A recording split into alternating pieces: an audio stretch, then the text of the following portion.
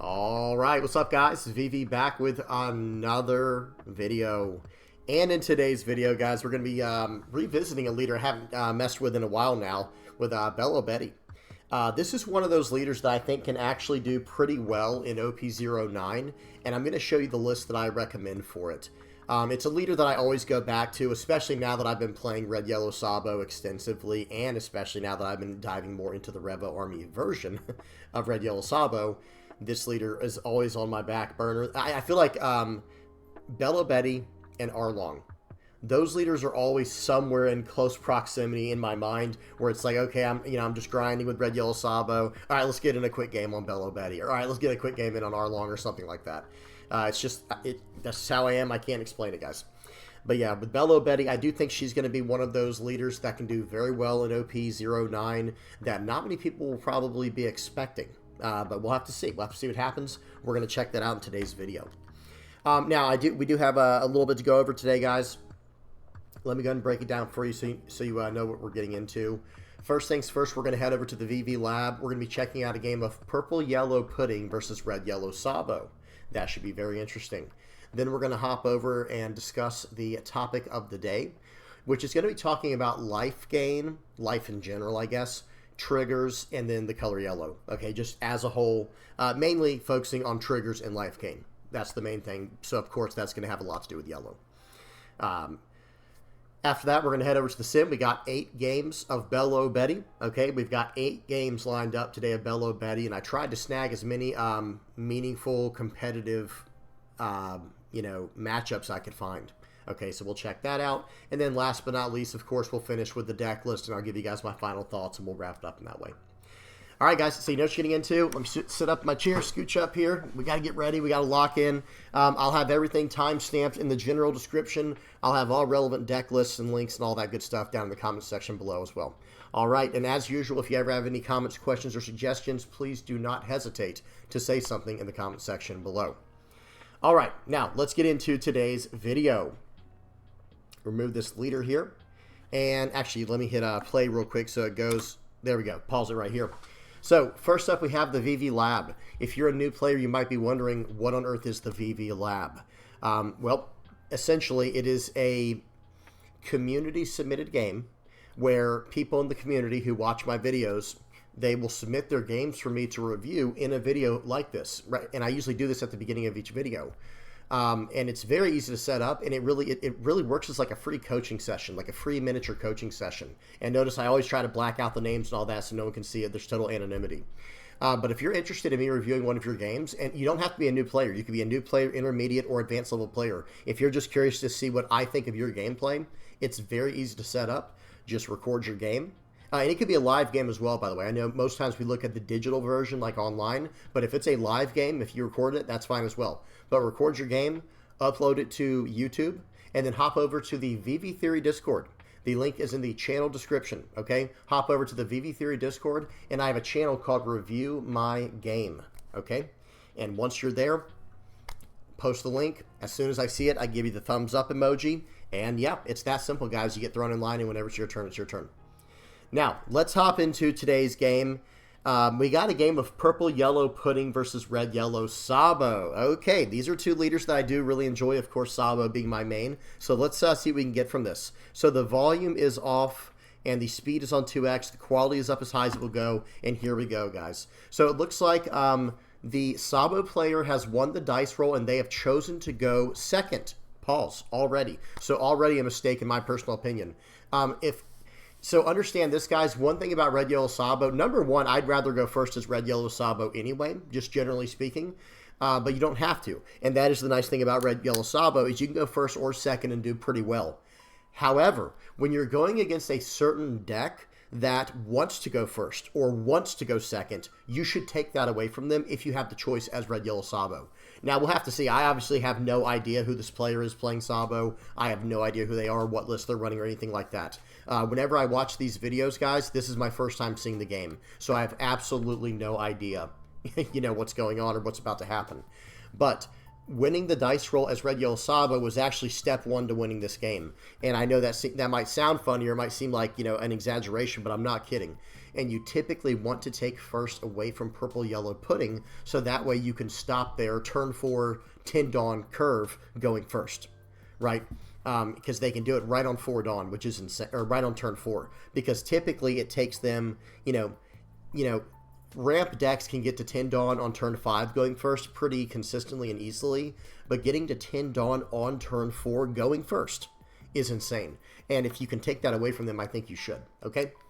All right, so now let's go ahead and see how this goes. They're going to, so like I said, Red, Yellow, Sabo, they chose to go second. They won the dice roll, and Pudding is going to start off with a Searcher, and they're probably, just grab the Katakuri, and now all they have to do is top deck some form of big removal here, or excuse me, big boss character here.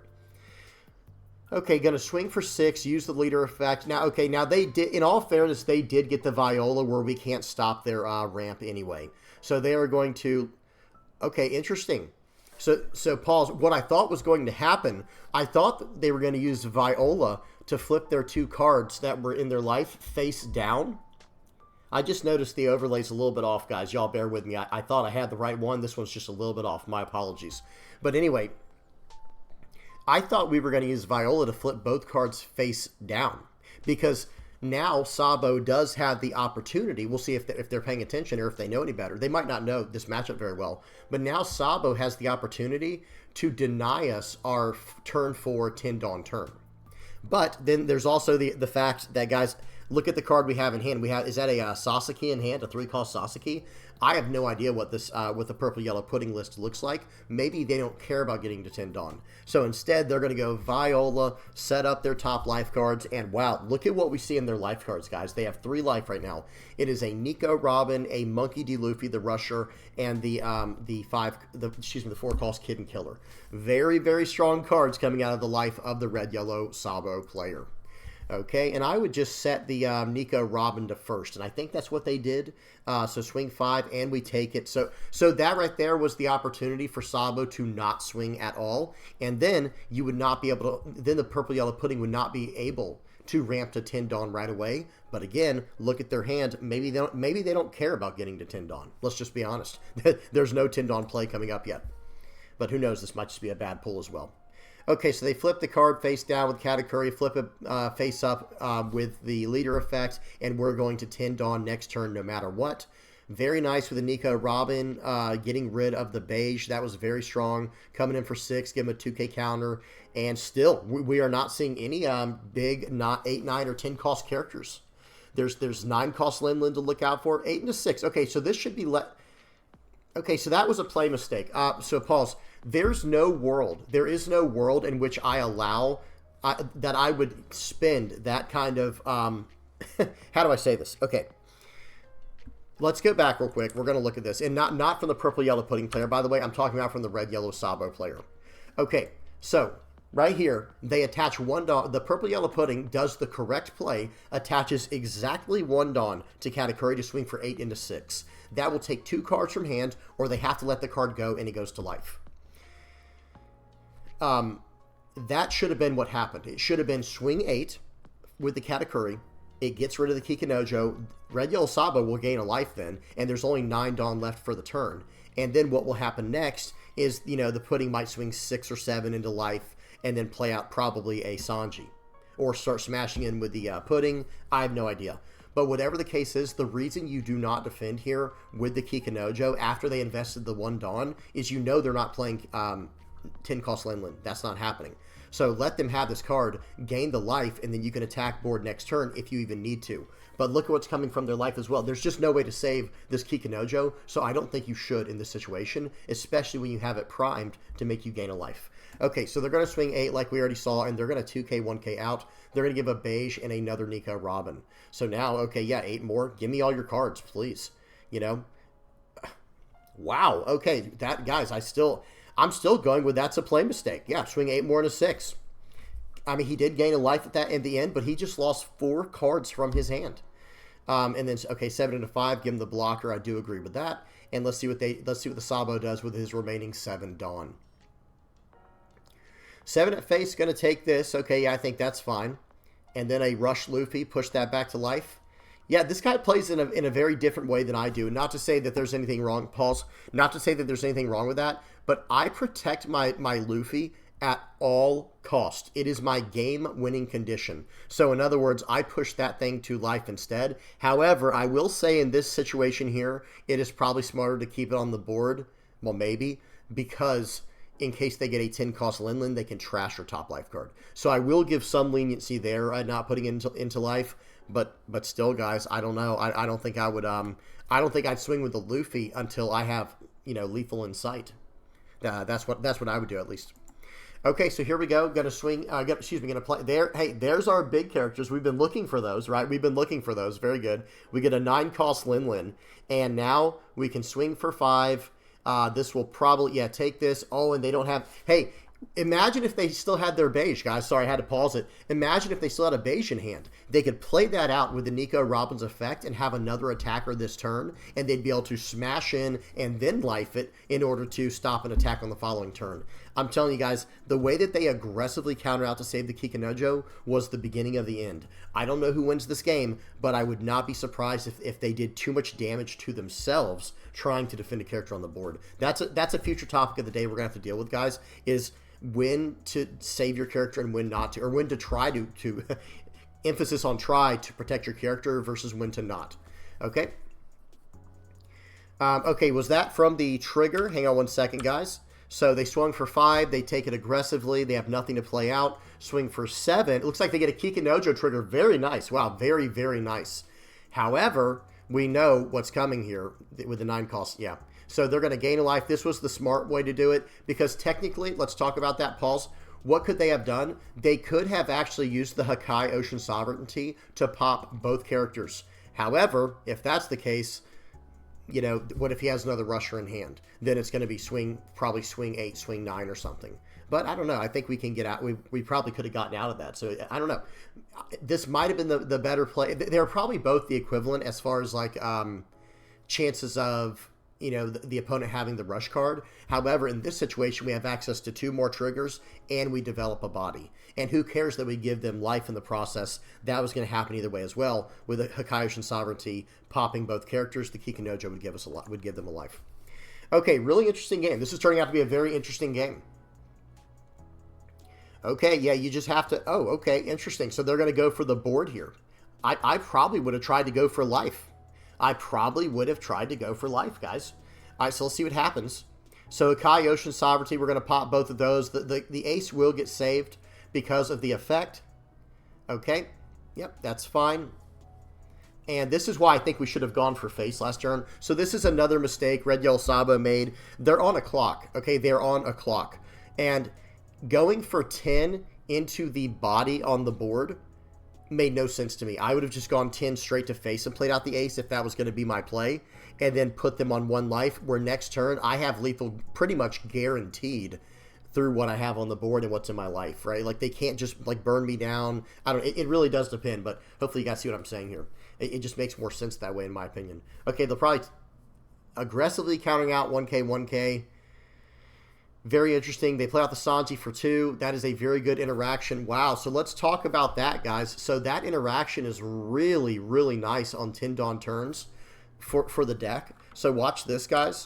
So let me go back a little bit. So we have 8 Dawn and the Red Yellow Sabo has 10, right? Well, okay. Well, we have 10 Dawn to start the turn off, right? Let's go back. And now we're going to use the Hakai Ocean Sovereignty, which costs 6, and it lets us go Dawn -2 and pop 2 characters, right? Then, look what it's going to do. Now we're down to 8 Dawn for the turn. So we can actually play out the Sanji on the cheap for 3.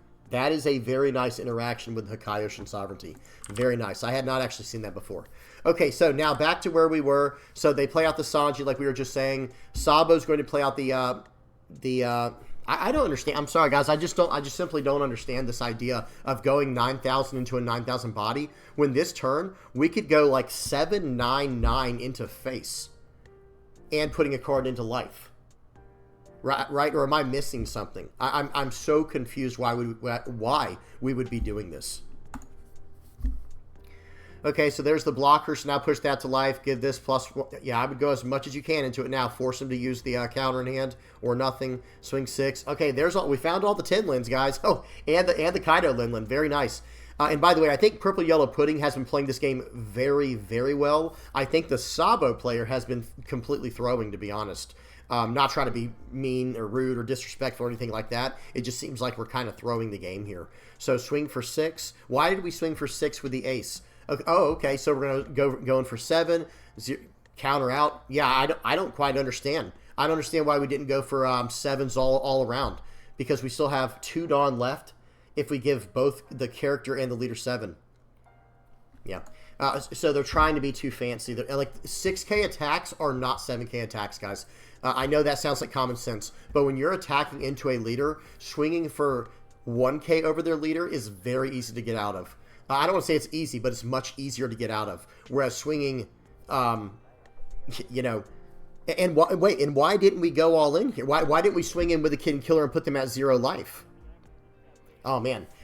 So again, swinging in for the 6K is not the same as swinging in for 7. You want to go 2,000 power over your opponent, okay? So that way it forces 2 cards out of hand no matter what they have, okay? Or 2 Dawn, like I've said before, like in a Nami video. It's like 2 cards from hand or 2 Dawn. There's like basically no other way to get out of it currently in the game. Okay, well, I mean, if I'm, yeah, we're dropping down a Linlin. We're gonna go 12 into 6 because you can't save that. The once per turn effect can only be done through an opponent's effect. Like you can't save it from battle KO with the ace. So that's gone. The 5 cost ace is gone. This is quickly going going very south for our red yellow Sabo player. Okay, so they're going to counter out of that. Yeah, I don't know if we're coming back from this one, guys. And again, why are we swinging for 6s? I just simply don't understand in this situation. When attacks need to get through, it's 7 or bust. It's just 7 or bust, guys, or more. 7 or more is fine. So, okay, swing for 7, life the Kid and Killer, another ace. Okay, they did that in the correct sequencing. That was good. Viola, very good. Now they'll life that. Swing for 7 more, or 13 into 12. Okay, they did get rid of that. Guys, I just can't believe how much they're going for the board. Okay, pause. So what was the worst thing that could happen? Let's do a little bit of math real quick. So imagine we're going back. I'm going to explain why this was the wrong play.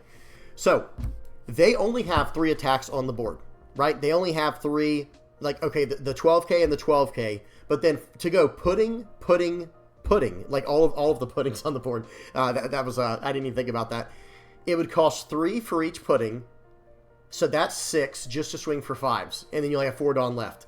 So if you can just get out of 2 attacks, you just win the game if they try to go all in. And then even if they try to do a Tinlin, like say they go into a 3rd Tinlin, we still can win the game, right? Because we only need 1K in counter. I really wish I knew what was in the red yellow Sabo's hand, and I really wish I knew what on earth was happening, why we are attacking into the board when we would easily have had lethal by now as the red yellow Sabo player.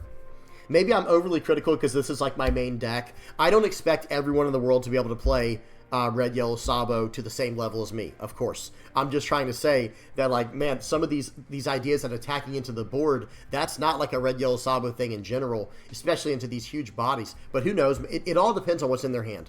So they had a 1K counter. So like I said, they would have gotten out of that part no problem.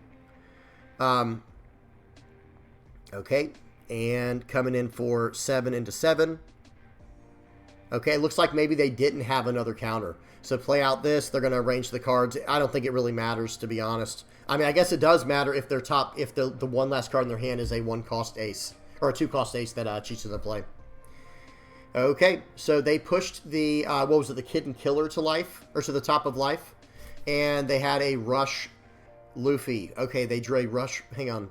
After they ended, they didn't even start. They didn't even see what they drew. They just left the game. The Red Yellow Sabo left the game. Well, good game. That was a very, very educational game, especially for Red Yellow Sabo. I think the Purple Yellow Pudding player played this absolutely perfectly because there was no part where I was like, man, why did they do that or why did they do this? It just seemed like they always had the right play going on each time.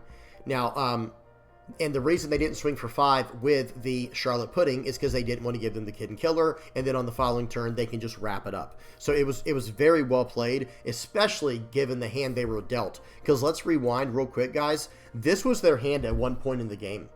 No 10 lins, no 9 lins, literally nothing. And this is actually the point. Let me fast forward a little bit. This is where the red yellow Sabo player decided to throw the game.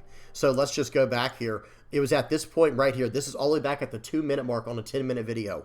Swinging, so 8 and a 6, you just let Kikinojo go. But instead they gave him a 2K, 1K.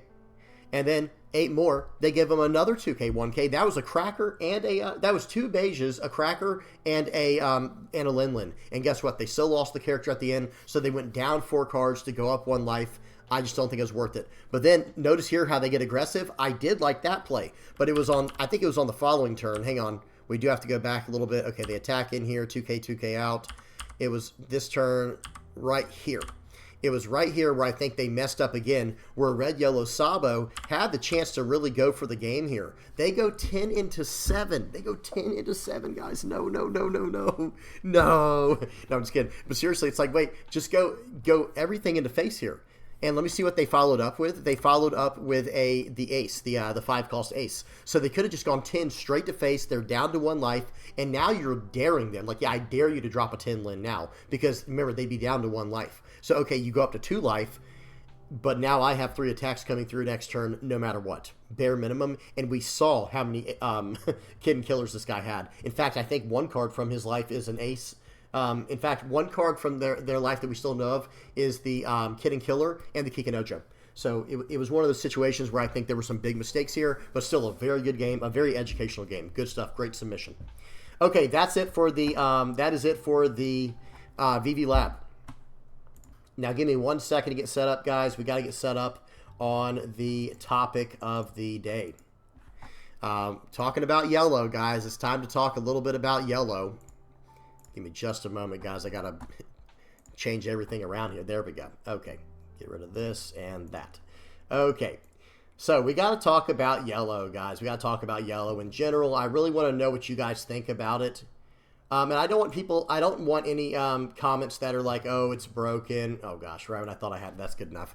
I don't want people saying, oh, triggers are broken or triggers are this or that. Because let's be honest, guys, yellow decks aren't exactly winning everything right now. I know as funny as that is, an NL deck did literally just win a tournament, I believe, over in the East. For I think it was the very first, it was either the very last OP09 tournament or the very first OP10 tournament. I can't remember.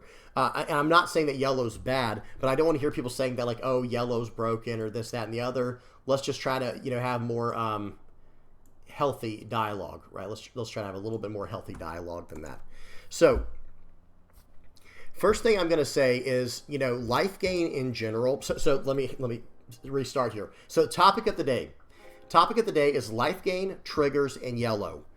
Yellow we'll talk about the end, very end, because we'll bring it all together through that. But I want to talk about the concepts of life gain and triggers. You guys might have heard my stomach there. Sorry if my stomach's rumbling, guys. I'm getting a little bit hungry. But life gain, I think, is very good in any game across the board. Now, I think that is I don't think that's a hot take. I don't think that's controversial at all. Life gain exists in probably every single game because life is a major resource within any game. So, of course, life gain is going to be there somewhere, right? There's going to be some aspect of gaining life versus losing life. It's just a way to balance a game. So, as a general principle, life gain is very, very good for a game. It's very healthy. Now, what makes it very interesting in the game of One Piece is within your life cards. So let me go back a little bit and go to Magic. So in Magic the Gathering, you don't have life cards. You have 20 life points. So in other words, when someone attacks you, let's say someone attacks you for 5, well, now you're down to 15. You only have 15 life left. And there is no card that's associated with your life. Do you see what I'm saying? Yes, you can gain life with that game, just like you can get burned. Like there are cards that can burn your life in that game as well. However, in One Piece, you have actual cards that represent your life total. And some of those cards have effects like what we see on the screen here with Beige, with Capone Gang Beige, right? Okay. Now, here's the thing. What really it makes people a little bit salty is when an effect like this can win the game, okay? So life gain in and of itself is not a bad thing. So let's actually move over to something that is a little more, let's call it problematic. is certain triggers. Now, and guys, please not misunderstand. We're not complaining. We're talking about things from a balance and design standpoint. I got to turn on my fan. I'm already starting to sweat over this topic. Okay, but no, seriously. So let me say this. In the game currently, there are really 4 different types of triggers. There are triggers that bring bodies into play. There are triggers that are utility, like draw card effects, draw 2, trash 2, draw a card, top 5 search, basically draw effects, right? And then there are effects that remove characters from play. And then lastly, there are ones that either, I'll break it into 2, they either gain you a life or they stop an attack from being able to happen, like in the case of beige. And in fact, that probably really is like the major thing, is how specific this effect is. This is something, I don't think this exists in the game. This trigger effect, I don't think exists anywhere else except beige. And let me see if I type in triggers. I do have all the yellow cards up currently. So let's just kind of mosey through some of them. So for example, okay, now here's more of like, this is similar to beige, so maybe that's how we should say it. So the 4th one is either, maybe there's 5 then. So there's life gain, there's Kea removal, there's bodies, there's utility to draw cards, and the 5th one is really some way of preventing an attack. There's like a preventive trigger, right? Like in the case of Gastino here that we see on the board, he can give up to 2 of your opponent's leaders or characters minus 3,000 power. So again, it's not that this effect is like exclusive and there's not one like it, because let's be honest, let me also bring up the red triggers real quick. There is another one very, very similar. I wish Fire Fist could target leaders as for the trigger effect, but not for the, the main would be ridiculous. But for the trigger effect, that would be so nice. But no, let me find it. It's 2 cost Red Hawk. I know I'm just looking past it probably 100 times over now. Here it is. So notice what this does, guys. This is this is just a standard event. This is in red. This is not even in yellow. And the trigger is give up to one of your opponent's leaders or characters minus 10,000 power for the turn. Let's be honest, guys, that is basically beige. Like when it comes down to it, when it comes down to the final attack, and it's like, okay, I need to make 2 attacks hit. If one of their last life cards is Gum Gum Red Hawk or beige or some other equivalent that just straight stops an attack or gains them a life, you're in trouble. The game's over, right? And that is one of those feels bad moments within the game, because you did everything correctly up to this point. You were about to win the game. With everything else in mind, your opponent played well, you played well, but then they kind of just won the lottery on the trigger. They kind of just won the lottery on the trigger, and that happens. I've won games off triggers. I'm sure everyone here has won a game off a trigger in some way, shape, or form. Even if it's not the first play of the game, it might, or excuse me, the last play of the game, it might be like the 2nd, 3rd, or 4th turn. We're like, oh, I got a trigger, right in the middle of the game when I really needed some tempo. That can win you a game, right? So that is one thing that I will say. While life gain, I think, is extremely good for the future health of the game. Like, I think cards like Yamato and Ace are actually very, very good for the game. It's the triggers that are going to be the hard thing to balance going forward for Bandai/Cardass, who developed their game. So this is the card that I really think they need to be careful with going forward. I'm not saying cards like this shouldn't exist, but at the same time I am, right? Like, at the same time I'm saying cards like this probably should not exist in such a way. Like, maybe if it was like trash a card from hand to do the effect, I think that would be a little bit more fair, because that's kind of the idea behind you're the one who should disappear. And even you guys, I don't know if you guys remember far enough back, no one uses it anymore because you're the one who should disappear is just strictly better. But there used to be cards like 200 million volts of Maru where it was like, okay, you have to trash 2 cards in order to gain a life. I thought this was more along the lines of being fair. Because even for those who are not aware of how you're the one who should disappear works, notice what it says. If you have 0 life cards, put the top card of your deck onto your life pile, then trash 1 card from your hand. So if you have 0 cards in hand, you're gaining a life. And then you trash no cards from hand because you don't have any. So if you're playing an L and you have literally 0 cards in hand, guess what? Okay, opponent's turn once per turn. When your life hits 0, you may add the top card of your deck to your life, then discard 1 card from your hand.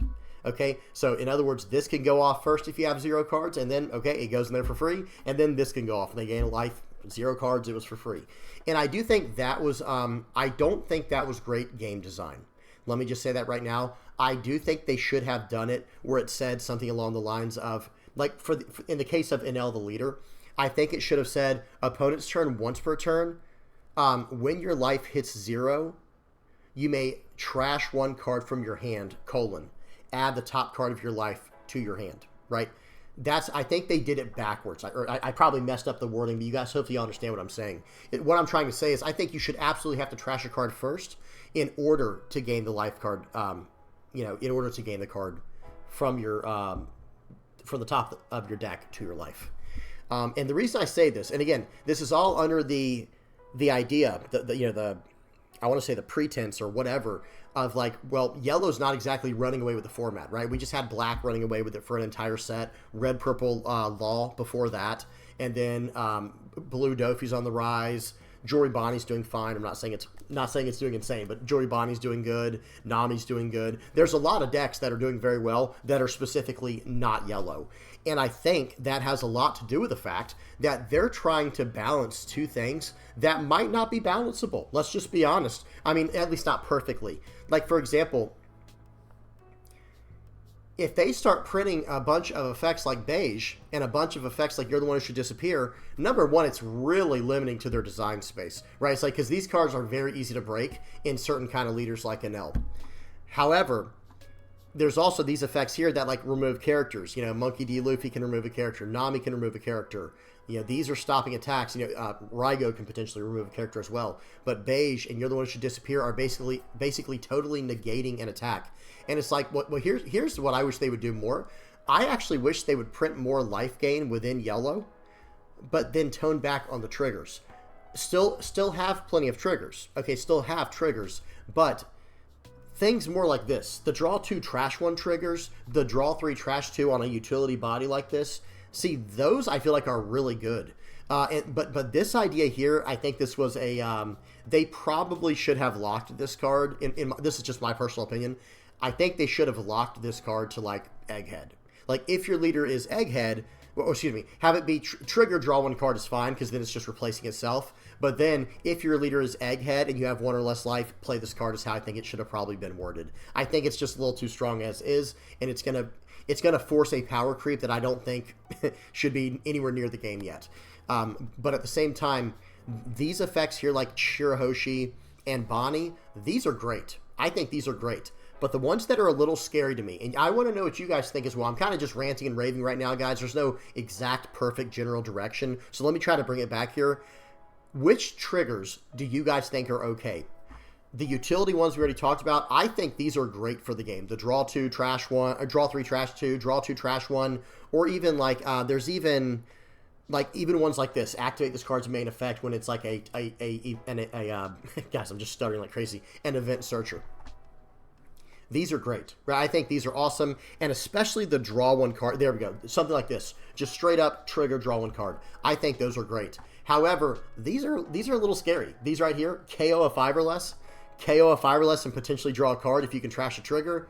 Where's the other one? Pop a 4 or less.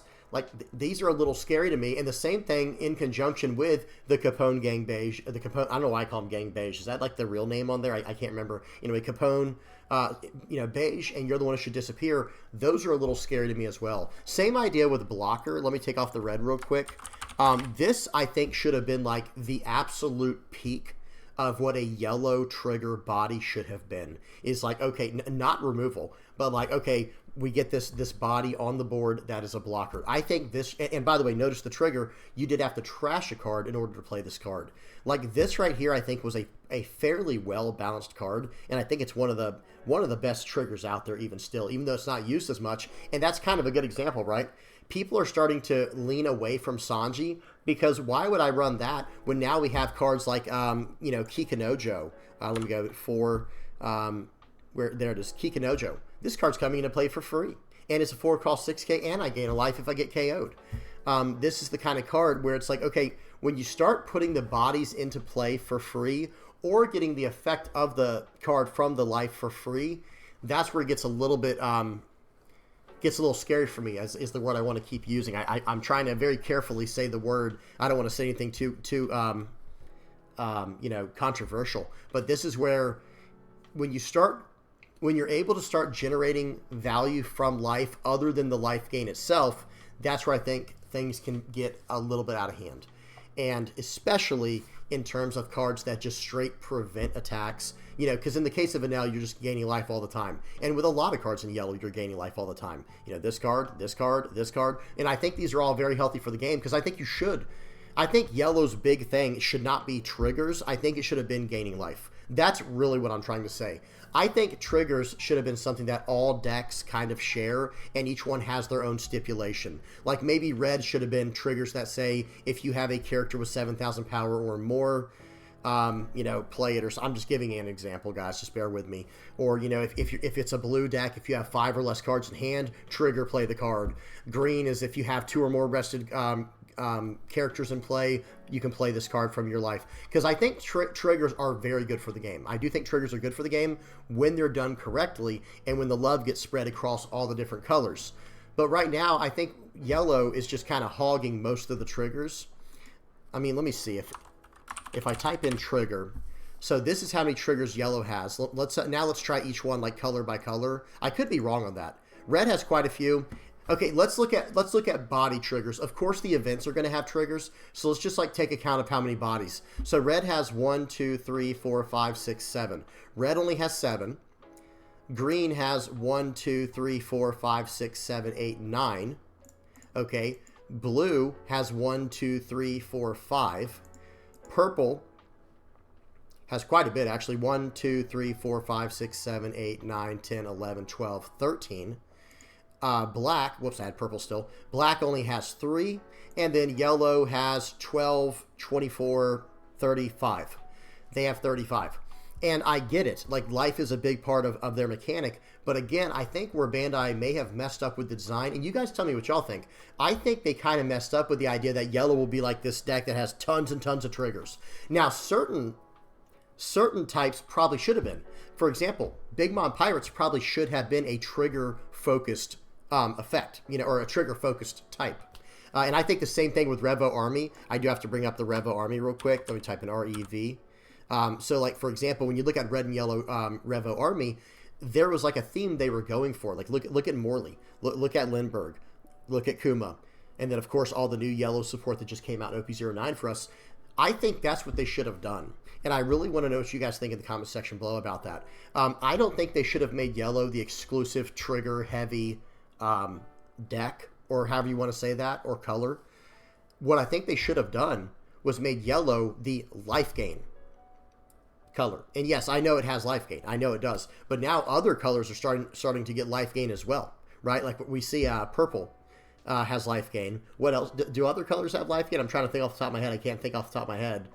Maybe it is just purple and yellow right now. You guys tell me in the comment section below.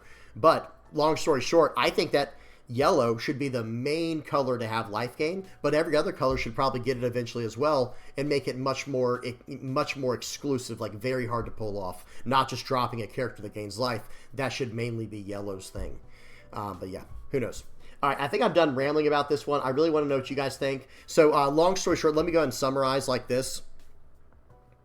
I don't think that yellow is the problem. I don't think life gain is a problem, but I do think triggers can potentially be a problem in the future. Beige just straight up shuts down an attack. You're the one who should disappear, and it's just free. It's just, oh, I hit this card, so boom, locks down your attack. You're the one who should disappear, says, okay, if this is my last life card, I just gain a life. I think that's a little too strong, especially for just trashing one card. If it was worded in a way, let me go back to events for here. Where is Ikaku Sovereignty? Here it is. This card right here I think is very well balanced. Like, this is a trigger that says, okay, I have to trash 2 cards from my hand just to gain a life. And then I still might not win, right? I still might lose. But, you know, this lets me gain a life, and it did cost me 2 cards no matter what. Whereas with this card, yes, it does have to be your last life, so there is that stipulation. But the whole, like, potentially getting it for free, I think you should at least have to trash a card from your hand first, even if it is, you know, well, see, that's the thing. You'll have to have at least 1 card in your hand, right? Because when this comes in, you know, when you try to activate this trigger, if you have 0 cards in hand, you won't even be able to use it. You literally will not even be able to use it because you have to have a card to trash from your hand, and then this effect goes into the trash to gain the life if it was worded the way that I wanted it to be worded. So okay, I just went off on another tangent there. Let me focus back up, guys. I just think that Bandai needs to be very careful with printing cards like Capone Gang Beige, and You're the One Who Should Disappear as triggers. And I also think they need to be a little more careful with this idea of having these triggers that pop four or less and 5 or less characters as well in play. Like, it was one thing when we had Kuma. Like, right, when we, it's one thing when you can trigger, play this card and pop a 2K or less, that's whatever. I think that's probably fine. Like, cards that can hit like a 3 cost or lower from the trigger, like, I don't think that's too bad. Because I think Diable Jambe can also do that. Let me see something. Yeah, Diable Jambe can KO up to one of your opponent's blocker characters with a cost of 3 or less. So I think that's kind of fine, right? And that's actually very thematic, right? That's a trigger that makes sense for red. Red's trying to get through the blockers and rush their opponent down, and we already know what Diable Jambe does anyway. So this is like a really strong... I think this was actually a pretty well-made card. I'm not a huge fan of Unblockable, but at the same time, I understand why it needs to exist. I understand that completely. I don't know why it needed to exist for blue with Perfume Femur, but for red, makes a lot of sense. So, yeah. So, just to summarize, I do think they need to be very careful with printing some of these cards. Like, when it comes to the 5 forms of removal we went over, right? So, putting a body on the board, removing a body from the board, manipulating stats or preventing attacks, utility, and then gaining life. Out of those 5 that we looked at, there might be a few other ones randomly. In fact, we'll even kind of look at that while we're talking about this. Other than that, other than those 5 main effects, I really think they need to be careful with 2 of them. The preventative stuff for attacks and the KO. I think those 2 effects in general are potentially too dangerous for the future of the game, for the future health of the game. Like, putting down a body, I think that's actually okay, especially when it's attached to this where I have to trash a card just to play the body. I think that's pretty well balanced.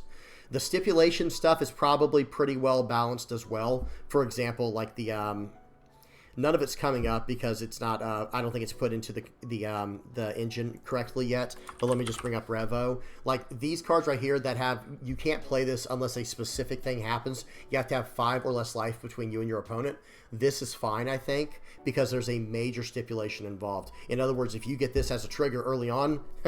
You didn't get a trigger, right? It just goes right to your hand. So I think that's at least pretty well balanced. And that's what they did with a lot of these, right? Like Karasu, Belo Betty, Kuma, Lindbergh, things like that. But anyway, putting the bodies into play, I think, is fine. Number one, I think putting the bodies into play is fine. The utility, I think, is great. I think the overwhelming majority of trigger cards should be more along the lines of utility. Like, okay, we'll draw a card or draw 2, trash 1. So that way you can cycle a little bit. And then, of course, those are probably the... I think I'm missing one more. The life gain one, if they balance it properly, I think that one's okay. But I don't know. See, I just don't think so. I don't think so. I think gaining the body's fine. The utility part is fine. And then what's the other one? Because it's the life gain and the manipulation that I have a little bit of a problem with. Oh, and the removal. So actually, it is just 2 main ones that I'm fine with. Developing the body and the utility. Those are my 2 ones that I think are probably the most safe to go forward with, especially when it's balanced properly, where you have to trash a card to put it into play.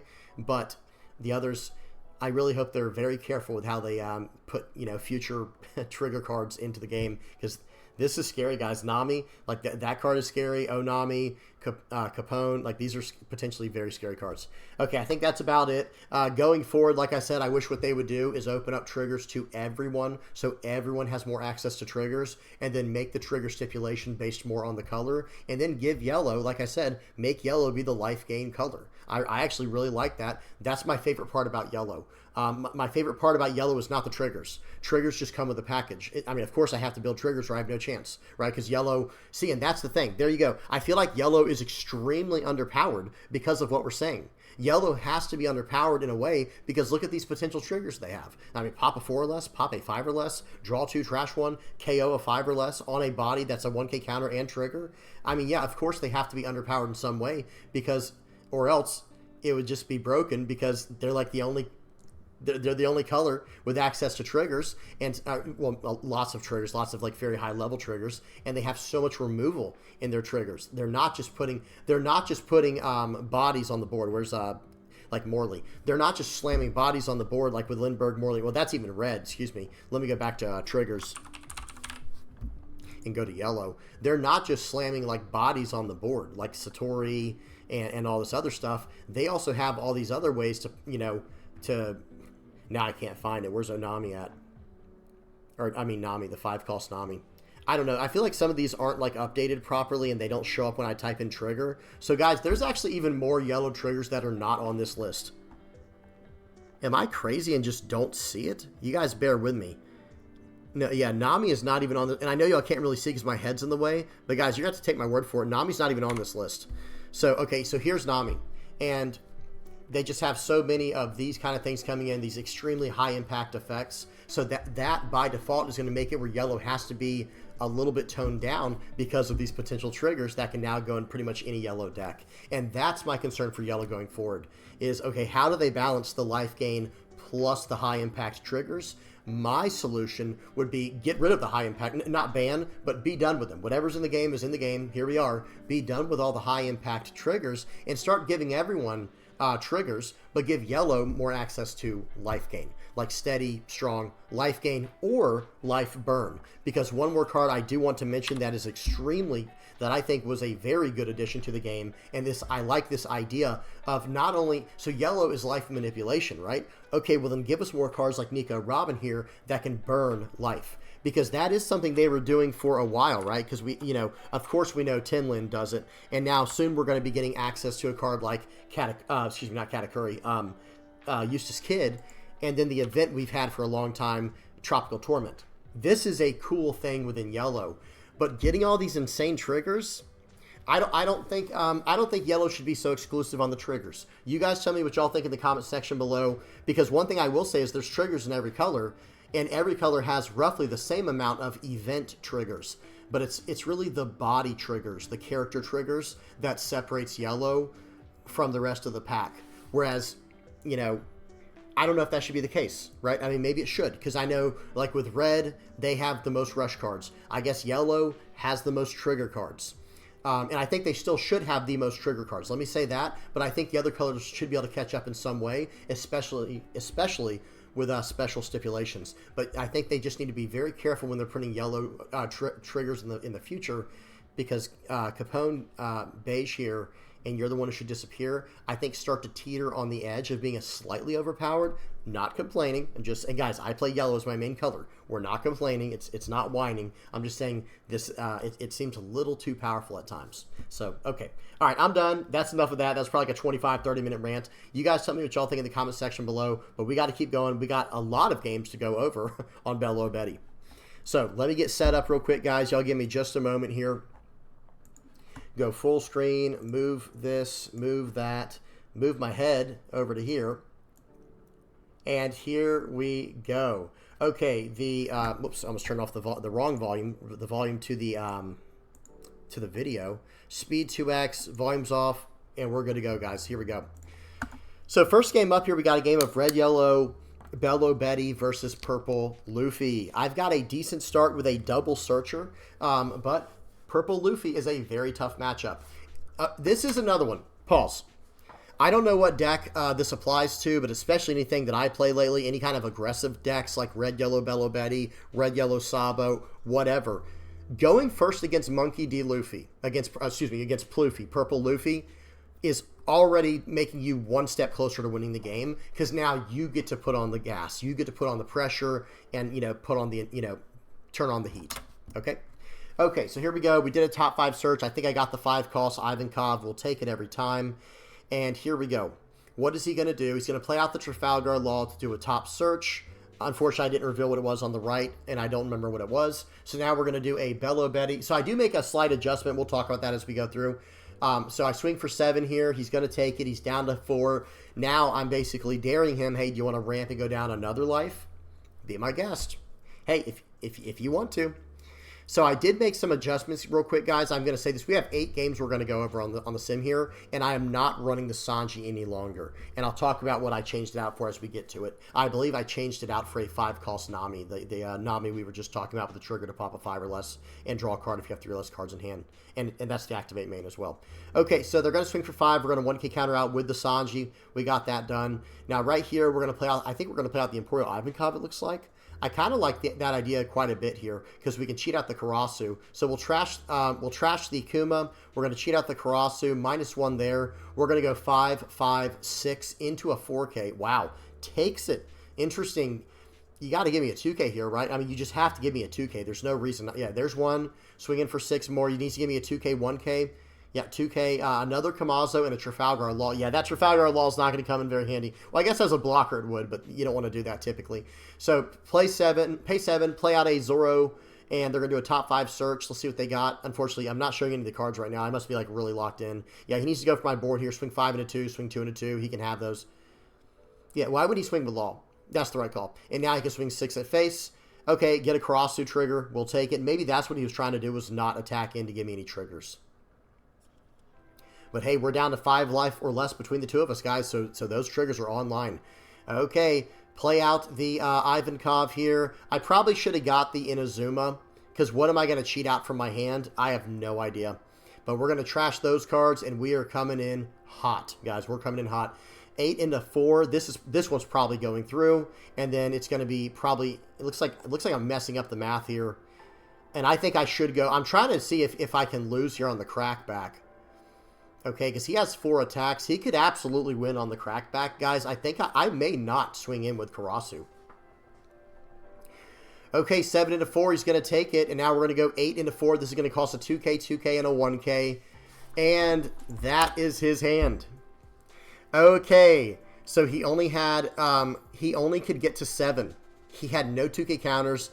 That hand is insanely bricked, but that is going to happen when you run this many cards like that. I mean, think about it, guys. He's got 4 Zoros in the deck. That's 4 bricks. He's probably, it looks like he has,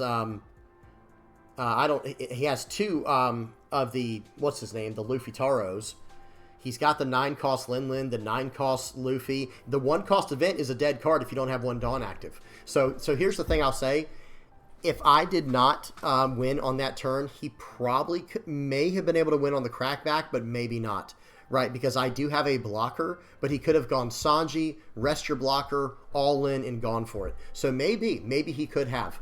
But if that's the case, remember, he's at 3, 6, so he would have gone up to 8 Dawn. It would have been 7 to play it. And I have a Lindbergh coming, Akuma, and a Belo Betty. So I think I would have had enough to get out of it, maybe. But unless that's the 6-cost Belo Betty, then I don't know. Whatever the case is, we got there. That comes with proper deck building, guys. Every now and then you're going to brick. But when you run that many bricks in your deck, I mean, just counting what we see is 1, 2, 3, 4, 5, 6, 7, 8 on the board right now, right? And a 2K was coming. But yeah, that's the risky run. That is definitely the risky run there. Okay, next game. That was versus Purple Luffy. Next up, we got a game versus Shanks. I tried to really target some good matchups, guys, or like meaningful matchups, like, you know, Shanks, Purple Luffy. We got some Blue Doffy coming up. We got Blackbeard, Black Yellow Linlin, another very relevant matchup. I did find a Black Yellow Linlin matchup though, guys. We are going to have fun with that. Very spicy deck. We'll talk about when we get to it. Okay, so we're going to play out the Belo Betty early on. We do a search for that. They have no turn 1 play. We're going to swing 5. They use their leader effect. That was smart. I was just trying to see if they would do it. We go ahead and play out the Morley. They play out a Lucky Roo. And let's see what's going on here. So one thing, I do think Lucky Roo is I don't think the card should say what it does. I think it should not be based off your original power. I do think they kind of messed up there in my personal opinion. But let's see what happens here. So we're going to play out. We're just going to flood the board, guys. So we're going to trash a card here. We're going to give all these plus 3,000. Play out the Karasu. -1 there. We're going to go swing for 8. This one cannot be blocked. So that way that attack is getting through for sure. Then we'll swing in there 5 into 4. Let's see what he wants to do with this. So he -1 goes 4 into 4. Okay. Well, if that's the case, I think we might just pass turn. Because I don't want him to get his Lucky Roo effect off. So he got a little greedy there. He should have blocked with the Lucky Roo to stop the Belo Betty and pop the Karasu. That's my personal opinion. Your mileage may vary. You know, you may disagree, but that's what I think he should have done. But let's see here. He's going to go, looks like 7 into 5. We'll let him have that. Sure. Hey, it's all yours, buddy. It's all yours. He has 4 Dawn active. Okay, so we're looking at double, what's it called? Red Hawks. So we're going to cheat this into play first. We're going to attach 2 here. We're going to swing for 7 into 4. Right here, I think he should just block with Lucky Roo and pop my Imperial Ivankov. And that's what I'm signaling with the mouse. That's what I was just signaling with the mouse. So 7 into 4. Let's see what he does. Just waiting on him. I don't know what he's supposed to do here in this situation, to be honest, though, guys. Like, this is a situation where he is definitely up against the ropes.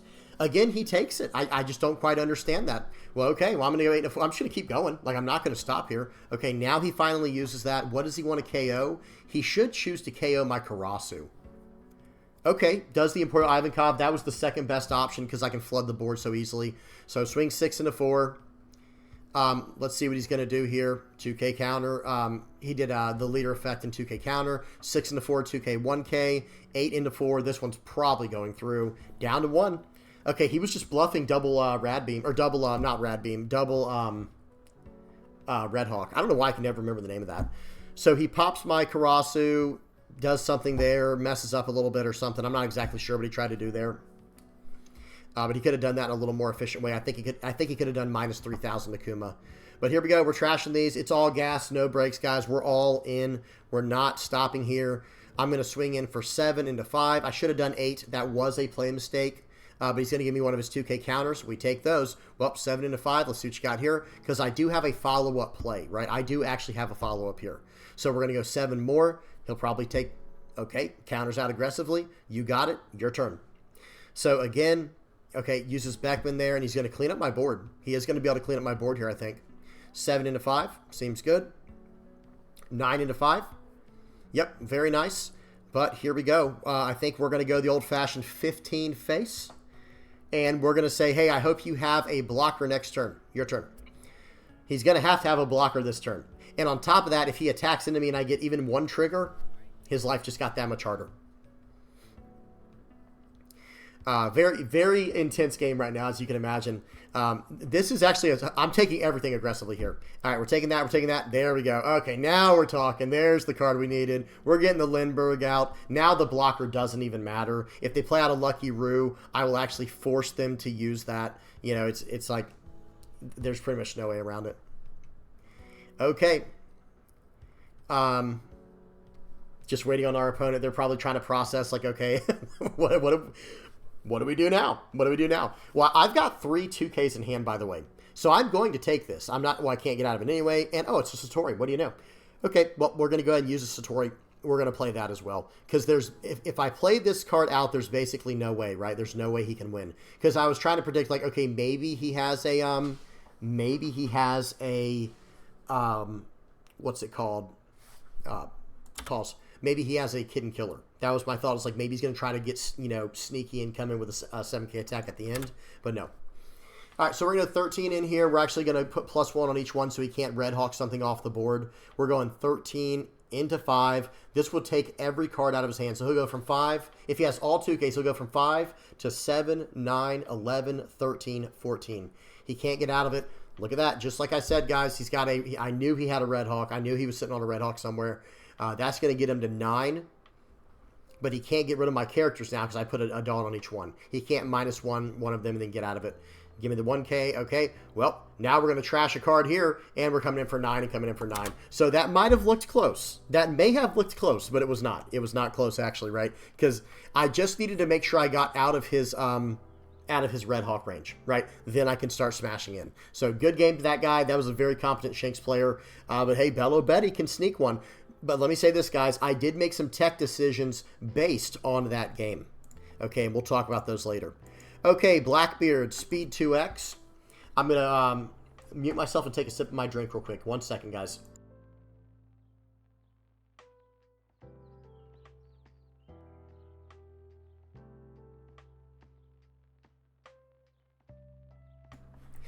Okay, so we got rid of Lafitte there. We're going to play out a Koala very aggressively. They're going to remove it. What was that? I think that was a Shigan finger pistol. Sure. Okay, we get a trigger Lindbergh. We're going to swing for 6. We're going to play trigger. They got a top 3 searcher with the this is my era. We're going to play this guy out. I think I honestly should have used him right then. So that was a play mistake, guys. We're going to say that was a play mistake. But okay, they did use removal again to get rid of it. We're fine with that. Swing 7, we'll take it. Seems good. We do want to take our life fairly aggressively in this matchup. So hey, you know, we're not going to let him have it this time. We're going to trash this. We'll go plus. We're going to play this card out. We're going to play this card out. I'm going to swing in for 5. I know I technically gave him more targets to get rid of if he gets a trigger, but oh well. Oh well. You got to flood the board when you can with this deck. And he used another KO. So, I mean, he has removed a character every single turn, guys. Every single turn, he has removed a character.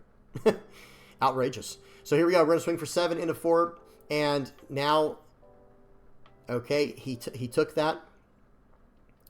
I probably should have just trashed a card from my hand to get out of these, but this is actually pretty good as well. We'll go 6 into 4. He has to take that. We're going to go in for 7 here. We're going to play this card out, and that's game. So now there's nothing he can do from there. Number one, there's a Morley on top of my life. Seems good. But here's the thing. There's pretty much nothing he can do in this situation, right? If he has a 10 cost, whatever his name is, Blackbeard, Teach, Marshall D. Teach. Okay, well, that's going to cost 10 Dawn. So, in other words, he can only remove 1 character with his Burgess, right? He's at 0 life.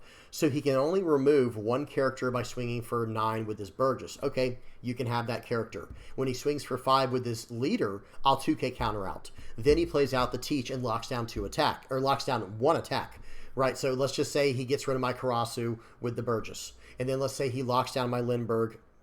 Oh, never mind. Doesn't matter. He would have had to have gone. Okay, because I have 2 characters that cannot be blocked on the board, he would have had to have gone for my Morley, and then he would have had to have locked down the other Morley with the leader. So 9 into Morley, lock down the other one with the character's effect, swings for 5 with Teach, we counter out, and now we still have 3 attacks coming in, and they will be Karasu. They will be Karasu, trust me, because like I said, they have to stop the Morley or else I could swing through unblockable. So we have a Karasu, a Lindbergh, and our leader effect. And look at what our top card is. Oh, what do you know? It's Akuma. So we're going to be swinging for lots of damage. We're going to swing for 9s bare minimum across the board, right? We're going to be swinging probably for like 13s, probably like 9s to 12s across the board. Just crazy, crazy attacks. Good game. Blackbeard is going to be, I think, is going to be a pretty easy matchup for this deck, and that was even with me making a pretty big mistake because I missed 1 turn of playing out Ivankov with a leader effect. Okay, we got a game versus Yamato. This is going to be interesting. These are 2 decks that say, okay, let's see who's going to flinch first, right? Well, let's see who's going to flinch first. Let's see who's going to be able to go aggressive enough. We get an early Morley. We do take those. You love to see it. Right here, I think the Inazuma is actually more important. So we're going to swing 5. Let's get some cards out of their hand. I'm not trashing any cards from my hand. Swing 5. They're probably going to counter out of it. If they take this, that would be insanely aggressive. But they might be trying to fish for triggers. Okay, so we're going to play out the Inazuma, I think. The Inazuma is a little bit greedy. Excuse me, I think the Lindbergh was a little bit safer. Okay, they're going to push Morley back into my life. I'm fine with that. I'm absolutely fine with that. Putting me on an odd life, so now I can for sure survive next turn against any kind of shenanigans with Hody Jones. We'll take it. We're going to play out the Karasu. We might want to trash a card here. Yeah, we're going to trash a card, and we're going to go face. We're going to go 8 into 5 to try and get 2 2K counters out of hand. Again, I should have just gone for 9, I guess. But hey, it is what it is. Okay, now we're going to go for 6. Gives me another 2K, and 7 should go through. So he gets a Neko Mamushi. Oh, man, here we go. I would have probably gone for game here. I would have probably tried to go for game. I don't know if I'd have played Nico Robin. I don't think I would have played the Nico Robin, guys. That's just me. 6 into 5. I think we're going to try to save this. Give him a 2K. 5 into 5. We can get out with a 1K. And we have an Inazuma in hand. So if we're in the situation now where, you know, we've got it sealed up. I think we pretty much can go for lethal now. So we're going to trash this plus that. We're going to go. We're not messing up this time. We're going for 9. That's going through. We're going for 10. And then I think we're going to go for 10 more. And then we have a 5K to follow up. GG, that was a fun one. Guys, Belo Betty is very aggressive. Belo Betty can be very, very aggressive. Good stuff. Okay, so that was that game. Let's go and go to the next one. We got Blackbeard. And here we go. Whoops. We go Speed 2X. Didn't we just do this one? Oh, this is another Blackbeard game, guys. This is my second Blackbeard game with Red Yellow Belo Betty for today's video. Today's gonna be quite the long video. I'm sure, hopefully nobody minds. But we got a lot of stuff to go over. It was really, I blame it on the topic of the day, guys. That topic of the day took a long time. All right, so we're popping characters left and right here. We're getting rid of stuff with the Kuma, getting rid of stuff with the leader, or attacking with the leader, whatever happened. Okay, well, I think we'll go 3 into the 1 here. He's not going to save that because I would have swung 5 into it with Belo Betty if he hadn't. We'll go Karasu, 6 into 4. Shigan Finger Pistol as usual. They always have at least 2 Shigan Finger Pistols slash black holes in their life, guys. Just always. It always happens. Okay, Burgess is already a 9,000 power character on turn 4. Seems good. We're going to trash a card, buff these. We'll cheat this guy out, -1. We'll cheat this guy out. We're swinging 5 into 4. And I've got a real treat for this guy next turn, don't we? Like, we've got... Okay, but he has black hole. He's fine. He's completely fine. Okay, so there goes black hole. The amount of 4-cost event removal cards that this deck runs is obnoxious. I understand why they run it. I'm just saying it is so obnoxious. They decide to not attack in. I can't get rid of the Van Augur because I do not have a trigger in my hand. But no big deal. We'll go 7 into 5 and pop that guy the good old-fashioned way with Lindbergh. We're going to swing for 6. See if he takes this. He's low on counter, I bet. Now we're going to play out the Nami and pass. Your turn. Just hard play Nami, pass. They're going to go 5 into 5. He can have that because he would have swung into it with the Burgess. I couldn't stop it. And he's going to use his stage. He's trashing cards. That Burgess is a 10K already. Swing for 5. That was dangerous. That was dangerous, and he did not use his leader effect. Okay, so we are going to try to get full value out of this turn if we can. We're going to go Belo Betty, top search. We'll grab a 2K counter. Then we're going to trash the Ivankov. I don't know why I gave it to the, oh, I guess it didn't matter. I was going to say, why did I give it to the Ivankov? I can't even attack with that this turn. Oh, well. Swing 7. Let's see if he's got it. Okay. He gives me a 2K, 1K. Okay, we'll give you 6 then, because there goes, you know, let's get all these 2Ks. I'm like, wait a minute, I can't attack with that one. All right, then we'll go for 7. And then we'll go with 8. All right, and then we're just going to play out an Ivankov and replace the Belo Betty in the Koala. He should just block. I'm showing he should block with this Marshall D Teach, but he might actually be considering taking because he's not surviving next turn. So he might just take it to see if he gets any extra options. That's why he's really deep in the tank about this one. Yeah, he's really thinking hard about this.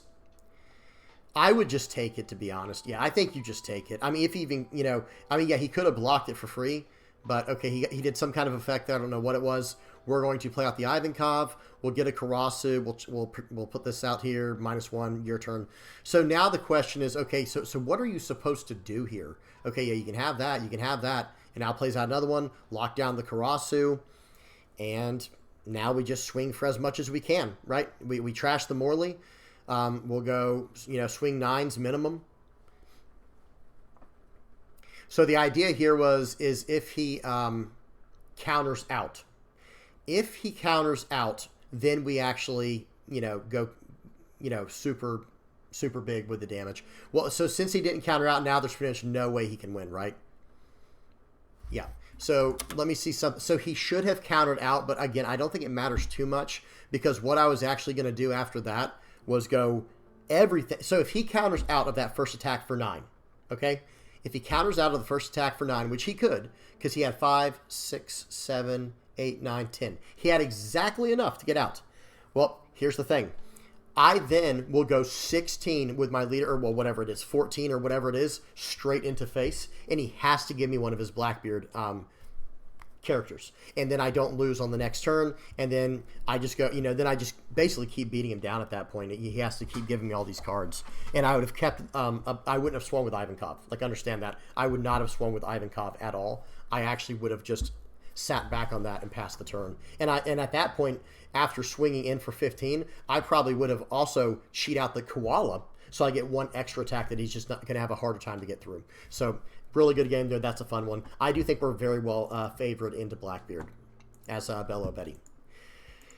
Okay, we have got some Linlin, some black-yellow Linlin action here, guys. This was a interesting list, guys. Let me tell you right now, Shirahoshi coming out right away. Speed is 2x, volume's off. Going to come in for 8 here. They're going to block. Sure. Hey, if you're going to block early on, we'll take it. I think we give them the Lindbergh here. They give me, or they put out a Kikanojo. So right here, we are going to. I don't know why I'm not trying to KO this with Nami. I guess I have other ideas in mind. I think I should have just KO'd that with Nami, guys. Like looking back, I think you just go Nami, pop that, because I have 4 life, so they can't even gain a life. Okay, so Perona, I have to discard a 2K. Then they make me discard another card with negative hollow at random. It was the other 2K. Then we get a Bartholomew Kuma from life that we can't play because we have 6 or more life altogether. So we're going to go 5 in, 5 in. Another negative hollow rips my Nami. So I trashed their Kikanojo with the Ben Beckman. So again, everything would have been very different there. I'll explain it. We'll go back at the end of this game. So they play out a Gecko Moria. I knew that was coming. Now that I knew was coming. Okay, so here we go. I think we're going to have to just stay aggressive here. We'll go 7 into 5. See if he wants to give me the blocker. Doesn't. Okay. In that case, I probably should have gone 5 into 5 first. We'll go 6 into 6. See if he wants to. Okay, nice. He used up all the cards in his hand. So what you see on the board is what you get. Okay. So it looks like I might go Inazuma here because I still am going to be able to use my leader effect if I need to. So we're just going to go -3 there. We'll go 5 into 6. He gives me a blocker. And now we're going to play out the Karasu. Your turn. I only have to get out of 1 attack and then we're good. He swings in. I have 2, 4, 6K. So he has 11K left, so I do have to block out of this. Okay, so we have to fully get out of that because I can't get through his next attack, so we have to use the blocker. Okay, let's see what his follow-up. No follow-up play. Okay, we do like that, but I think we're going to have to go for game. I think we're going to have to go for game, guys. We're going to go going with Inazuma first because that is going to be an absolute for sure. It's getting through. And then we're going to swing 7, 9, 10, negative hollow, doesn't matter, and swing for that. GG. Well, that was a fun one. We kind of mathed him out at the end there. The only thing that could have saved him was something like the beige trigger. Hey, like the triggers we were talking about earlier, something like a beige, or you're the one who should disappear at the very end or something. So anyway, good stuff. All right, next up we got 2 games. We got 2 more games of Doffy, okay, versus 2 games versus Blue Doffy. Now, this one I caught a little bit of slack on, which was nice, but we'll talk about that in a minute. Oh, I forgot to mention one. I forgot to mention something in the black-yellow Linlin game. Sorry, guys, we do have to go back. My apologies. We do have to go back. It was right here, right? This situation right here. So this was just a greedy play mistake. That's it. There's no other explanation. I should have swung for 5 with the Belo Betty and then just slammed down the Nami using the Kuma to pop the Kikanojo. Because remember, they can't use how do I say this? Kikanojo can't gain life if you have more than 3 life. Okay, your opponent has to have 3 or less life in order for them to gain life. So we could have just popped that for free, gone down to 4 cards in hand, and now next turn they can't even hit us with the Perona plus negative hollow combo. Okay, so that was just a strict play mistake. I wanted to mention that real quick. That made the game way closer than it should have been. Okay, now next up, now for the 2 games of Doffy. My apologies, guys. We had to go over that real quick. All right, so we got 2 games of Doffy here.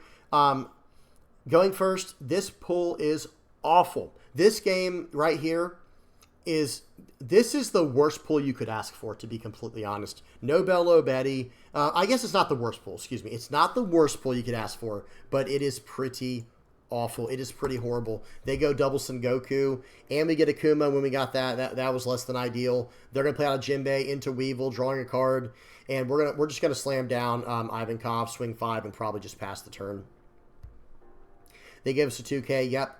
And now we can just smash into the board. We do have some decent counter power in hand. They're going to swing for 6. I think we should 2K. They're going to play out a Jinbei, cheating out a Boa Hancock, attaching a Dawn for free to Doflamingo, setting their top 3 cards. They're going to get to swing for 7 and use leader effect. Doffy got the most insane start you could ever possibly imagine, right? Like, this is the most insane start you could ever possibly imagine for Doffy, or at least one of them. It's one of the better starts. Double Jinbeis, into Weevils, into Boas. Just crazy tempo. Now, luckily, he did not choose to do the top 3. I guess he did not see anything good in his top 3 cards because they're all in his hand. All his good cards are in his hand, so he didn't see anything good on the top of his deck. But no big deal. I think we're still in this. I think we're still fine. We're gonna have to trash a card here and try to go for the board. I think we must go for the board. We must. I don't think there's an option. Okay, we're going to trash a Karasu, and I had to do that very, not wanting to. I'm going to go 8 into 4. We'll go -1 into it. It scares him into using a blocker. Okay, that changes everything, right? That changes literally everything, because now I can actually remove most of your board. Okay, so we're going to go 8 into 6. All right. So now let's see what we choose to do here. We'll go 5 into 5, see if he lets that go. I'm going to Fire Fist. I'm not risking him saving this card. We're going 6 into 4. And now we're going to cheat out a Karasu blocker. Your turn. Because he took the hit, or because he did not take the hit and he sacrificed a blocker, that changed my entire play, guys. It changed literally everything about the game. It can't be overstated enough. Like, that changed everything. Okay, swing for 7. I'm going to give you the blocker because I can actually get out of a 7K attack. I'm hoping he tries to go for 7 again, and then I can get out of it. Go for 6, huh? No, that's going to cost you. That will cost you. Now he's got to go for 7. Still not, the game is still not over, guys, right? The game is definitely not over yet. But we have to clean this board up. We simply must. We simply must clean the board up. We'll go 7 into 5. It was 5 into 2, 7 into 5. And now I think we're just going to start bashing in here. This is a tough call, though, to be honest. This is a really tough call. I think I have to try to go for it next turn. So we're going to play out the Kuma with that effect. And then I think I need to load up here. I think both of these attacks need to go through. Okay, so we go for 7.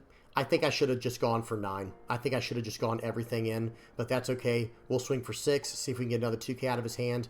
Remember, he can only remove one character this turn with an attack. He fills out the board very nicely there, and let's see what happens. This is scary.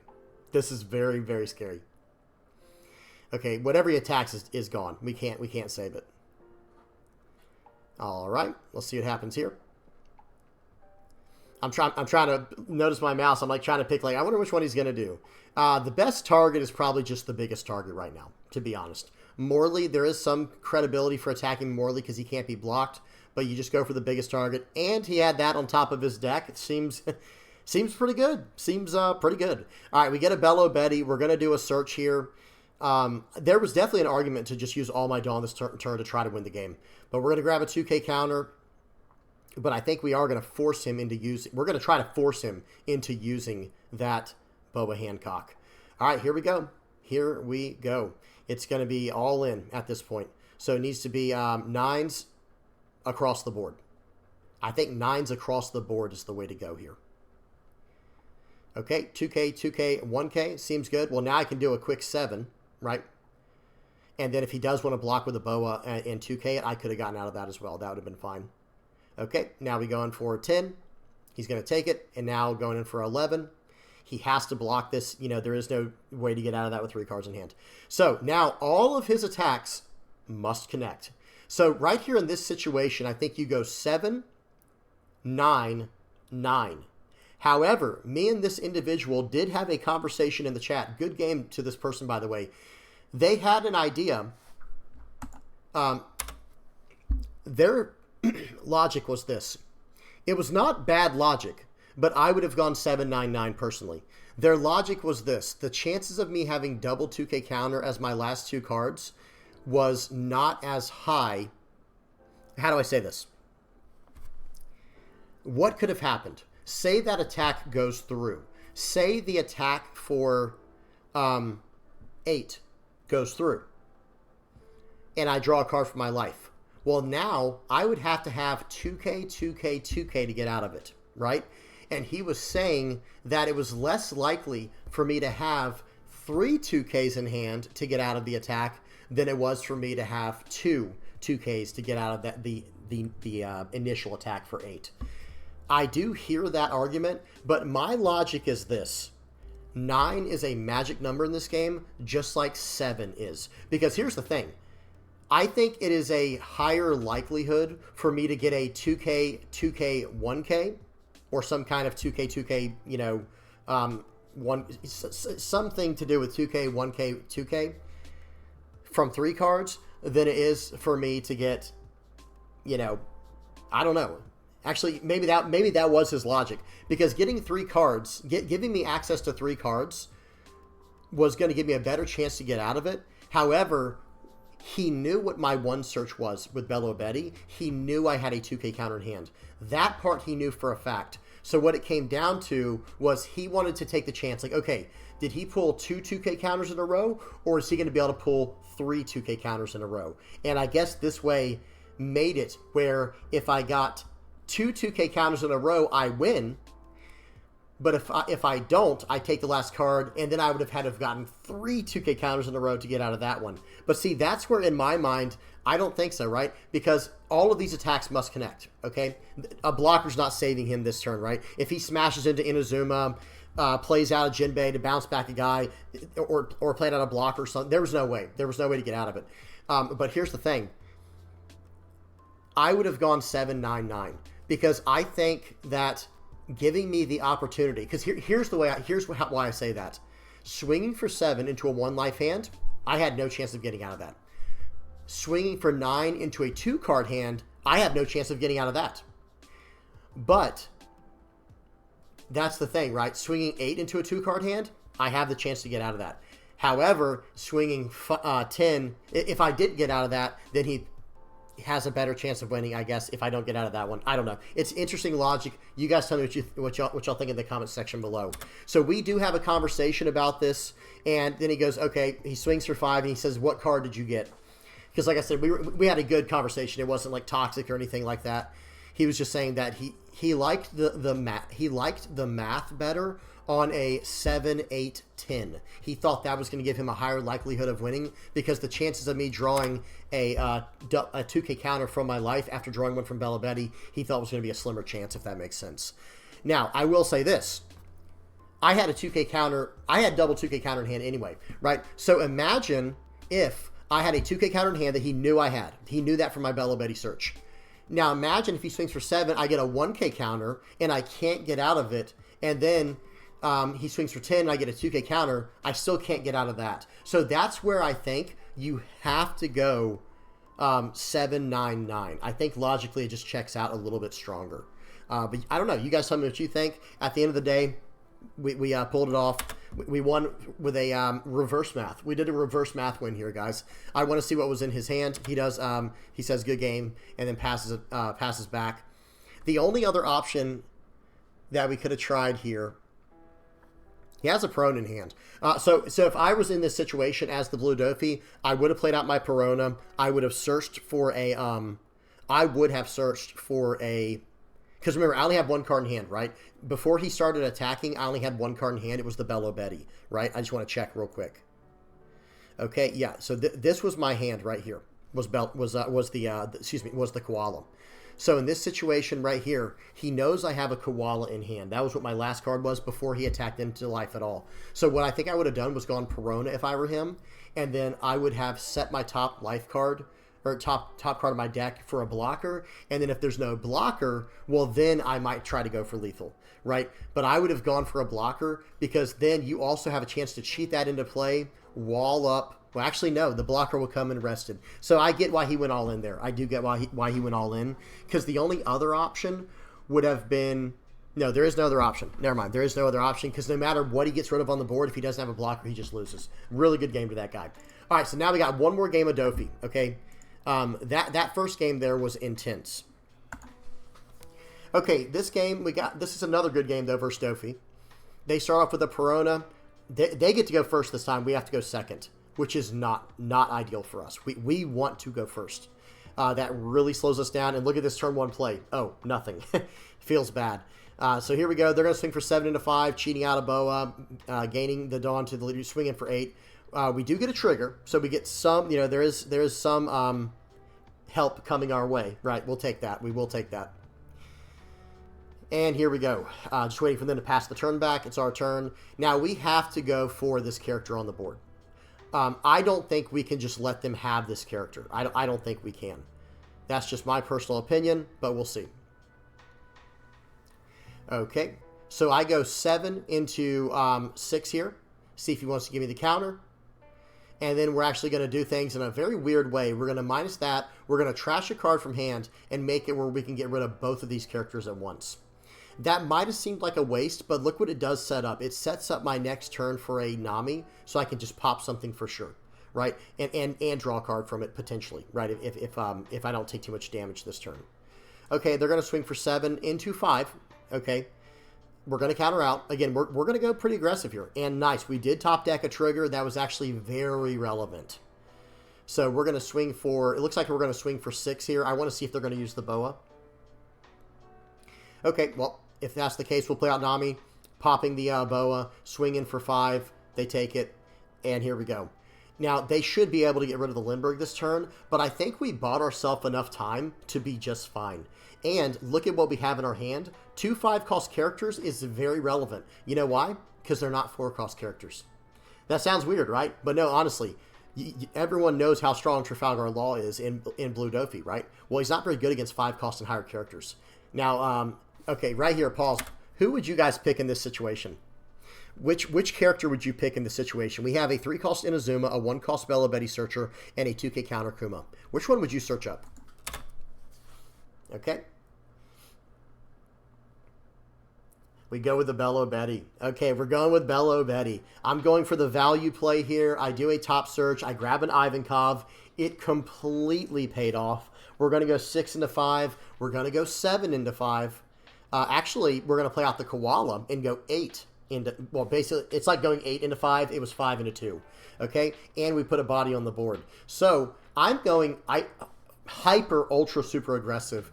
And so is he. So we're going to go, nice, we get a Fire Fist trigger, minus 4,000 to your Edward Weevil. That attack's gone. That attack's pretty much gone. He would have to invest 4 Dawn just to get him back to 6. 6 into 5, he can have that. That's fine. Let's see. He plays out Trafalgar Law. What do you want to bounce back to my hand? You want to bounce back a Searcher or a 2K counter? He gives me the Searcher. We take those. We'll do the Searcher. We'll grab a Karasu here, I believe. We can't grab the Belo Bettys or the Ben Beckman. The Inazuma was it was a decision. It was a choice, but I don't think we should. Okay, I was actually looking for a trigger, by the way. I was actually looking for a card with a trigger on it so I could use my my 5-cost Nami in hand. So we're going to go in for 5. Let's start whittling his hand size down a little bit. Because here's the thing, I could potentially lose, right? There is a chance I could just lose here. So we're going to play out the Morley. And then I think we have to keep the rest of these cards in our hand. So we're going to go for swing for 6 and then swing for 7. He took that. Okay. All right. So basically we're in another stare down. This Doffy matchup is like, okay, either you're going to have to win this turn or I'm going to win, right? So swings for 8. Attempted to use the leader effect. It doesn't matter. We have a Kuma here. So pause. So how would this have gone? He could have gone swing 8. Or he could have gone swing 9 if he had not done what he did. But here's the thing, guys. I have a 2, 3, 4, 5. I have 5K counter in hand. I'm getting out of one of the 9s no matter what. But watch this. This almost goes south very quickly here. But I did already do the math. I had already accounted for what was going to happen. I had already accounted for a Perfume Femur. Yep, Perfume Femur, swing in for 10, or 9 rather, and we have exactly enough to get out of it, and that's going to be game. Now, we do have, it's not game yet, though. We still have to win, right? We still have to do our math correctly and try to win this game because he has 1 life left and he has 7 cards in hand.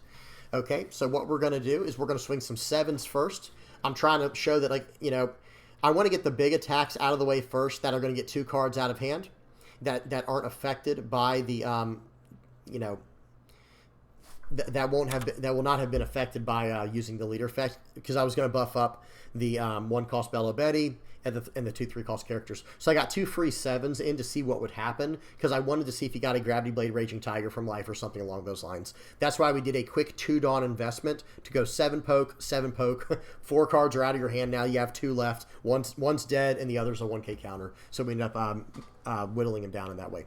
Okay, so now let's check out the list, guys. Let's go ahead and check it out, see what we were running with here. Move my head down a little bit so you guys can see a little better. So here's the list. No, I'm just kidding. This is not the list. This is an L. Good try, guys. Good try. Okay, got Belo, Betty, number 9 here. I'm gonna pause and read the leader if you don't know what they do, but I'm gonna remove the leader now so it all fits nice and snug on two rows here. So what I did is I removed 2 Sanjis for 2 Namis, and I removed 2. I was running the 6-cost Koala at first, and I'm dropping the Koala for some Ben Beckmans. And here it is, guys. This is the list that I'm kind of messing around with for OP09. I think it's pretty good.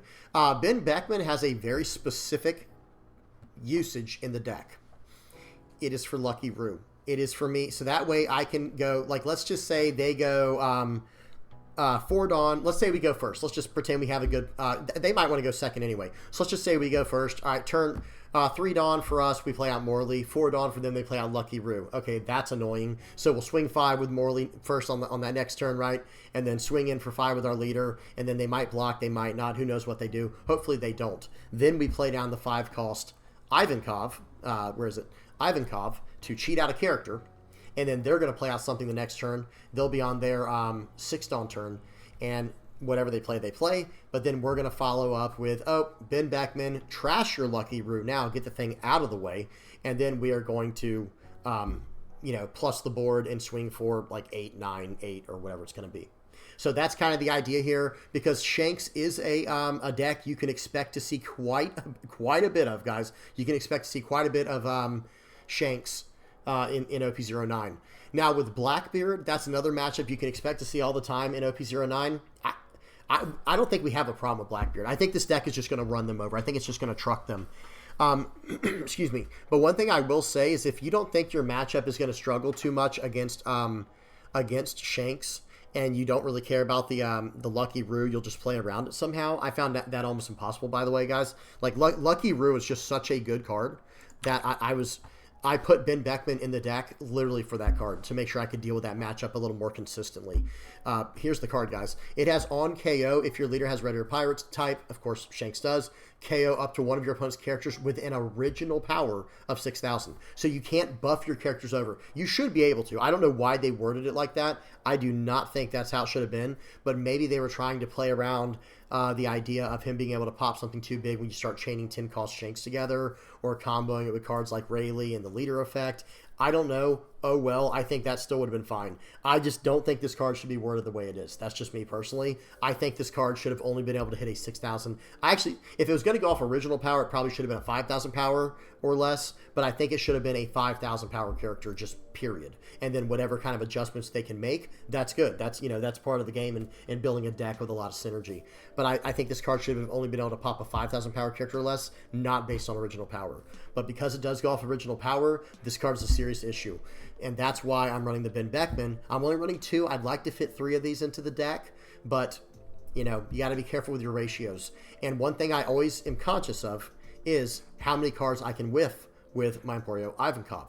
You have to be very conscientious about it and make sure your numbers are not too far off. And that's what I'm trying to do here.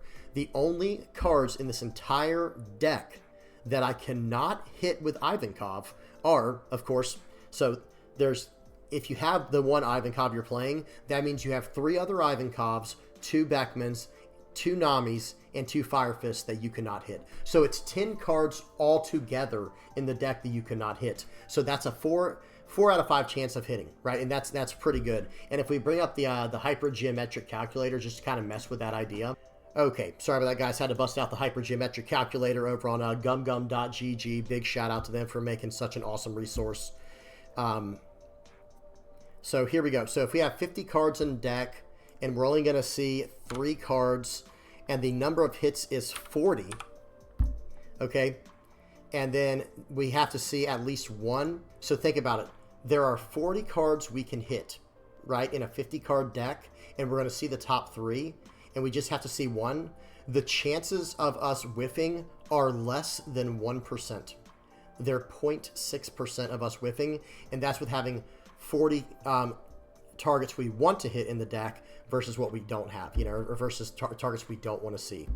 And remember, if you have like a Ben Beckman in hand and a Nami in hand or a Fire Fist in hand, well, guess what? Now, you know, the odds go down. The odds go up for you. They become better and better. So, you know, and of course, there's always going to be the chance to whiff. But the ratio that I'm going with Emporio Ivankov is, I'm going off this, guys. If I have 40 or more actually, let me go to 35. Let me see something real quick. I just want to see something. Where does it hit 1%? Okay, right at 30, basically at 39. Okay, I would say 30. I would say at 39 cards, as long as there are 39 targets in your deck, you're going to probably have like a 1% chance of whiffing. It's not exact because it all depends on what you drew for the turn and things like that, but hopefully you guys get what I'm trying to say. So that's something I try to take into consideration when building the deck and when doing a search with Emporio Ivankov. Okay, all right. So this is the list, guys. I'm going to run through it real quick, and then we'll wrap it up. So we're running 3 Inazuma, 4 Emporio Ivankov, 4 Karasu, 4 Koala, 2 Kuma, the 2 cost Kuma, 4 Belo Betty, 4 Morley, 4 Lindbergh, 2 Inazuma, 4 Ivankov, the 5 cost, 2 Ben Beckman, 2 Satori, 2 Nami, 3 Karasu, the blocker, and then 4 2K Counter Kuma and 2 Fire Fist. And guys, it's running pretty well. It's doing pretty well for me. It's running pretty well. I just, this card basically doesn't exist. It's funny. There was a comment in one of my videos a while back. I was saying, wouldn't it be cool if there was a way to like turn off triggers for the turn? And they were saying, well, you know, cards with banish, they do turn off triggers for the turn. It's like, well, yeah, if every card you have has banish, then yes, it turns it off. But maybe that's the card I'm asking for. Maybe they should print a card that says all of your attacks this turn have banish. That would be awesome. I'd love that. But no, seriously, this card doesn't exist. I'm probably gonna get rid of it because it doesn't even have banish unless you get to 7,000 power with it. So yeah, this card is the first on the chopping block, and what I would probably consider doing is going, you know, down 2 of these Inazumas, maybe go up another of the Rush Inazuma, and probably up 1 Kuma, or potentially up 1 more Beckman and up 1 more Nami. There's definitely some ideas there to go up 1 Beckman and 1 Nami. Again, guys, the card is just so good. I don't know how else to explain it. This, you know, the Nami and Ben Beckman are just so good. They're perfect in the deck as like this utility 1-of. You know, they just are utility 2-ups. But if we can get them to at a 3, I think that'd be a little bit better. Maybe potentially a little tiny bit better. But we'll have to see. We'll see what we can do. Right? It's all going to come down to what we can pull, can pull off. But really good stuff. This deck was a lot of fun. Belo Betty is a absolute blast to play, guys. Big fan of Belo Betty. All right, we're done, guys. Hope y'all enjoyed. Please do not forget to like and subscribe. If you guys have any comments, questions, or suggestions, please do not hesitate. Don't put them in the comments. No, I'm just kidding. Please do not hesitate to put them in the comment section below. Real quick, big shout out to all the VV Pirates playmat supporters out there. Thank you guys so much for buying the playmat. Hope you're enjoying those. And then, of course, to the patrons, big shout out to everybody on here who's just trying to help me succeed. They're just trying to make the channel grow and just trying to keep it going. And guys, if you're just liking, subscribing, sharing, commenting, viewing, whatever you're doing, I really appreciate it. All right, I'm done, guys. Hope y'all enjoyed. Please do not forget to like, subscribe, and until next time, guys, peace.